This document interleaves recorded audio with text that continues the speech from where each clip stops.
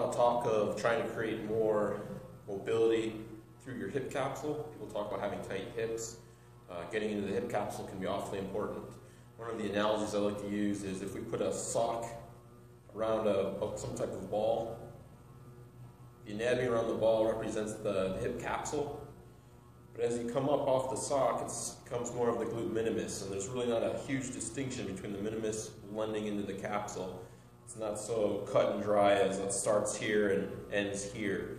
So it's just a good visual to have in place as you start to work on creating more hip space through mobilizations of the hip capsule. You're going to take the ball, you're going to find your truncator, which is the hard bone on the side, and come right above it.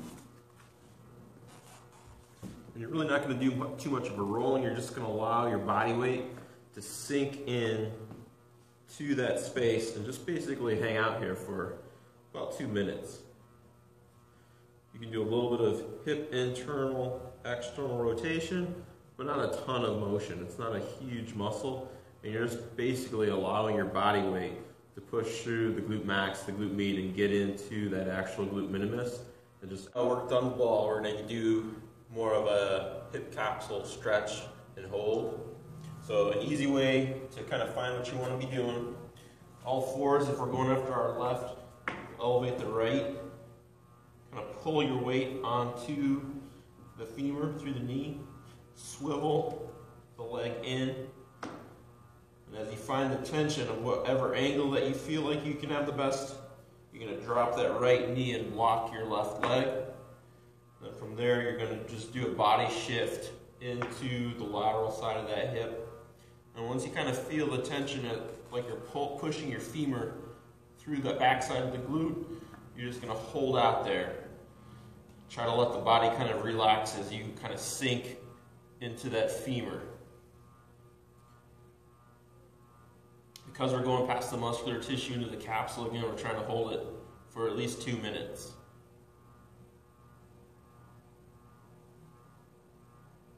Let's fast forward. Let's pretend that we did it for a couple minutes. So now from this angle, what we're going to do is drive this whole leg into the floor and create an isometric effect up through here, up into the hip capsule, that is. And this is a type of isometrics that you can kind of learn through functional range conditioning. So kind of press in for about 10 seconds, relax. Kind of press in, and you just alternate those. And what you'll find is that you start to create more space on that back side that kind of mobilizes that hip joint. So usually you could probably do both sides, or you go after the side that's a little bit more restricted.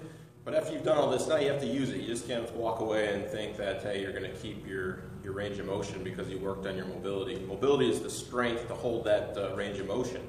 So now the best way to kind of get into there is, use it as a, do some type of squat pattern that will tap into that slight different range of motion that you've created. So load that pattern and so that you can start to own it.